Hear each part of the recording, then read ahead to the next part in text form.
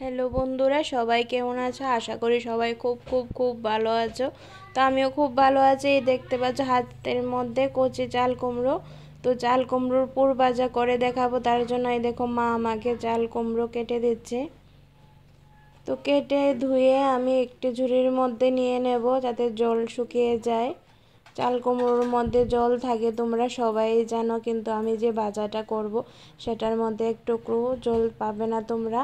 প্রথমে অল্প একটু তেল দিয়ে দেখো নুন হলুদ দিয়ে আমি ঢেকে ঢেকে চাল কুমড়োগুলিকে হালকা ভেজে নেব। তারপরে তো শুকনো লঙ্কা সর্ষে বেটে নেব আর পেঁয়াজ আর রসুনও বেটে নেব, সেটা এখানে উঠাইনি।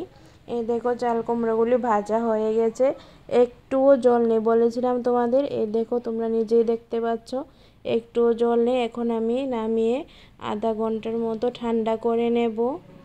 আর এখানে এই দেখো নিয়ে নিলাম রসুন পেঁয়াজ বাটা, পেঁয়াজ কুচি, কাঁচা লঙ্কা কুচি আর মরিচ আর সর্ষে বাটা একসঙ্গে নুন হলুদ দিয়ে মিশিয়ে নিচ্ছি।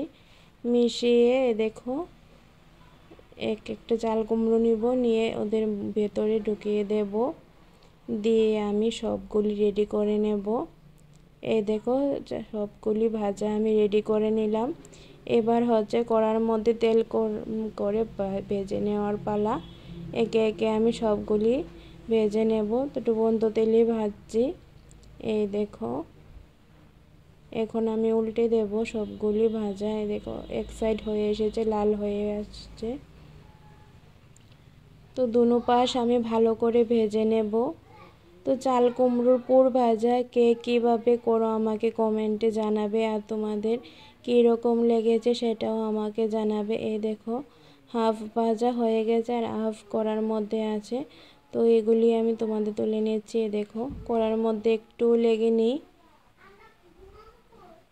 তো গরম গরম ভাতের সাথে পরিবেশন করতে পারো, দুপুরবেলা, সকালবেলা হোক, রাতের বেলা। তো আমার তো পুর ভাজা খেতে ভালো লাগে। তোমাদের খেতে কেমন লাগে সেটা আমাকে জানাবে। আর কি রেসিপি তোমরা দেখতে চাও সেটাও আমাকে কমেন্টে জানাবে। তো আজকের মতো এখানেই শেষ করছি।